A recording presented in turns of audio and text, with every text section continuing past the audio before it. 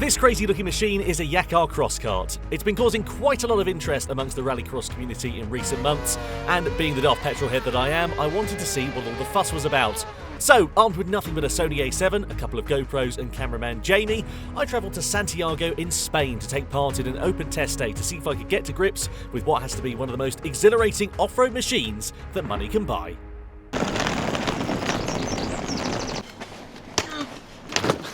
Thanks for helping. So we've got my bed and Tom's bed. Doggos! Spanish doggos! So we're at the YaCar Factory now. YaCar are one of the manufacturers that builds the FIA cross cars that we're going to be testing this weekend. So what we're going to do is basically have a tour of the facilities, have a look round, kind of find out what they're all about. So yeah, should be good fun. What was a Bel Air there? Hello. And a Stratos. Jamie. No. What? Doggo. And an RS200. Jamie. Yeah, but a Stratos, Jamie, and an RS200, Jamie. Hello. They've modelled me in the driver's seat. So these are them. These are the cross cars. That's all I have on them because I don't know anything about them right now. Cut to voiceover where I'm saying useful information about what these cars are about. To put it plainly, the YaCar Cross Kart is all about speed. Weighing in at just 340 kilos, it's powered by either the Suzuki GSX-R 600 or Yamaha MT-09 engine, and these off-road machines can get from 0 to 60 in just 3 seconds.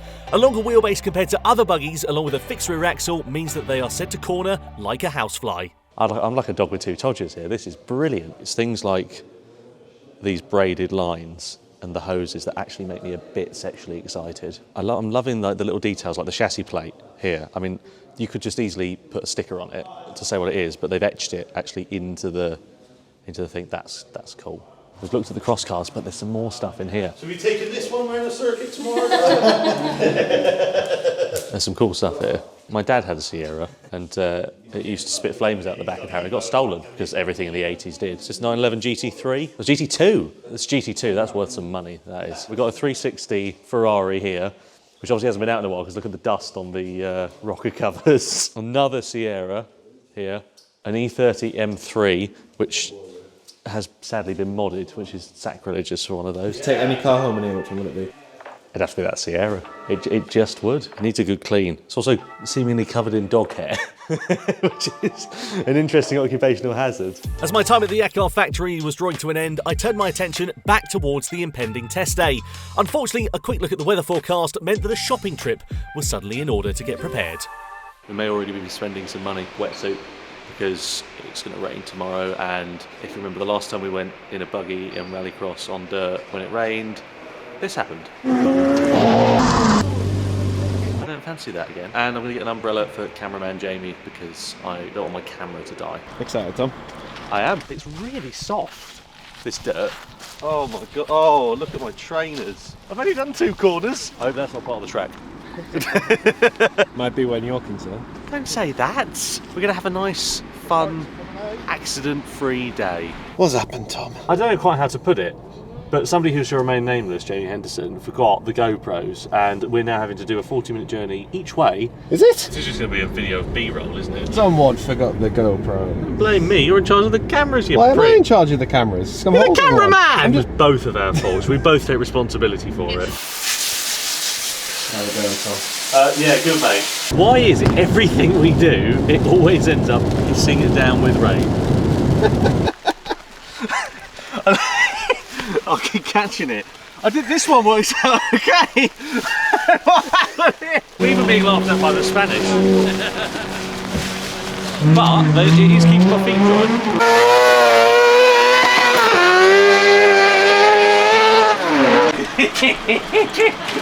You look great.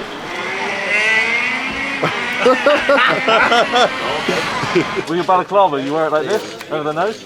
Better like that because you're gonna... That's purely nice. Looks good. Oh no! It's not going well so far, to be quite honest with you. I've managed to break the goggles. The sun's come out though, so happy days.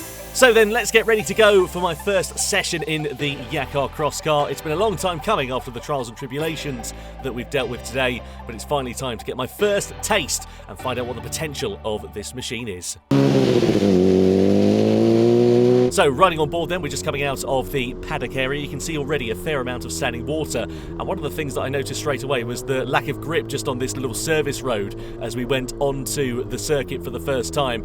Fortunately, it had stopped raining at this point, but there was a lot of standing water in the paddock area, and I assumed that that would be the same situation as we went out on track for the first time, and that proved to be the case. We're going quite slowly here as I'm just looking for my marshal's post and trying to get my reference points. Big old bit of standing water there on the right hand side, and you can see the tracks as the other drivers in the other cross cars that were here on this test day have gone through, and just how much standing water there is. It's very much a one-line circuit, I found out to my cost in this first session out on track, and you can see just how easily I'm taking it, because I'm not 100% sure of where the track goes, only having walked it very briefly earlier on today. So I needed to get my bearings, get an idea for where I should be going first of all, and then I could start to build up the lines, the braking points, the turning points, find out where the grip was, etc. We're just coming out of turn 3 on this run down past the logs on the left-hand side.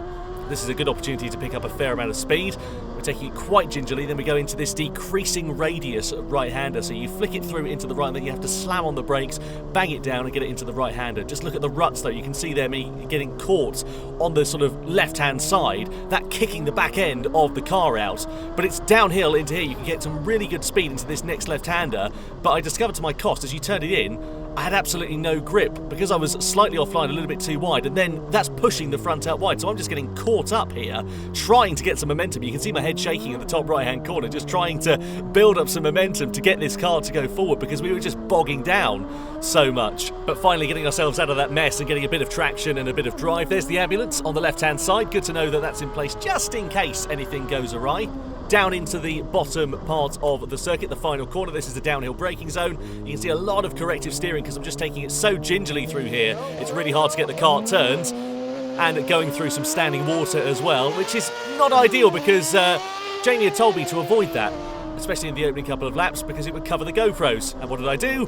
I ran wide, I covered the GoPro on top of the cart, and that meant that we couldn't see a damn thing. Let's try the other angle. And exactly the same story. So any footage now from this first session is next to useless because you can't see a thing. So let's fast forward then, shall we, to my second session, where you can see the track has dried out a little bit more and I'm getting a little bit more confidence with the YaCar Cross Kart. So we've just got out of the right-hander on the downhill run into this left-handed hairpin where I struggled so much in my first session. I discovered that a tight line on the way in was really the way to do that, but still I got the back end out, I ran it a little bit wide, and you can see there too much corrective steering into the puddle and kicking up a hell of a lot of dirt, which again was not ideal for the most amount of traction out of that corner.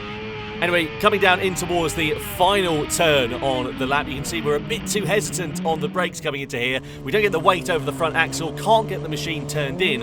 As a result of that, chucks us out wide, and that means that we're just a passenger really spinning all of that power away, trying to get the kart going in a forwards direction as quickly as possible. Let's check in, shall we, and see what our friends think? Yeah. It's definitely getting there. First lap was touch and go, but yeah. Yeah, he's picking it up. I think that's about as good as the praise is going to get. Anyway, coming out of turn 3, we're having a big old tank slapper and nearly end up in the bank on the left-hand side, so we have to shift the kart back over to the correct part of the track.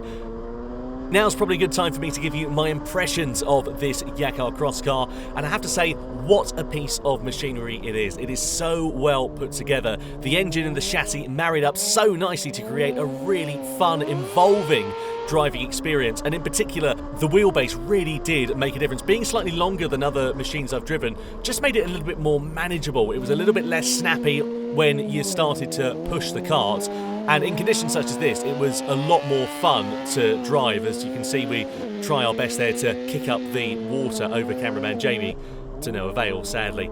Anyway, through the final corner, you can see just how many bites of the cherry we're having to take to try and get that kart turned in and get the optimum line coming out of the corner. A lot nicer than we had earlier on in the day. But you can see just how much that kart is wiggling around underneath us as we go through the dogleg first and second corners.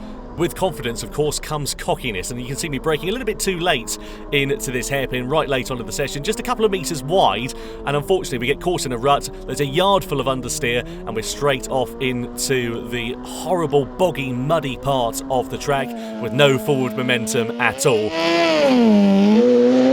After after this little mistake, I decided that it was probably best to call it a day. I didn't want to push my luck too much and end up facing the wrong way or upside down or something like that. And with that, my first experience driving the YaCar Cross Kart comes to an end. What a shame that the conditions were somewhat suboptimal, but trust me when I say that the car left a huge impression on me and I was absolutely knackered by the end of the day. I'd like to say a huge thank you to Luke, to YaCar, and to everybody who made this trip so enjoyable and memorable. Keep your eyes peeled for more motoring content coming up on the channel very soon, and don't forget to like, comment and subscribe if you enjoyed it as well. Take care, I'll see you again.